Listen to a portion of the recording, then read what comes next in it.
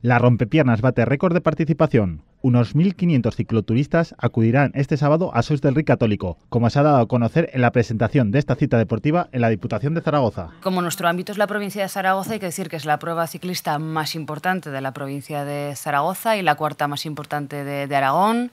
Es la 7ª edición, esto quiere decir que es un evento deportivo ya muy consolidado. Entre las 4 pruebas en las que se divide esta marcha cicloturista, unos 600 participantes son aragoneses, mientras que 700 proceden del País Vasco y Navarra.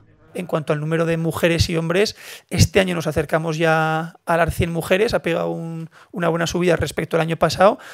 Y estamos en torno a las 80, pero no vamos a llegar a 100, pero la verdad es que viendo las cifras de años anteriores se han incorporado muchas chicas al ciclismo de carretera. Las pruebas son de 188, 140, 95 y 46 kilómetros, recorriendo entre las 4 distancias unos 20 pueblos de las altas 5 villas. Combina deporte, combina naturaleza por el recorrido extraordinario que realiza, propicia el turismo, al mismo tiempo da acceso a toda la cultura, a todo el patrimonio que tiene Sos del Rey Católico y otros municipios que tenemos en nuestro entorno. En resumen, lo importante no es llegar en primera posición, sino disfrutar del tándem deporte y turismo.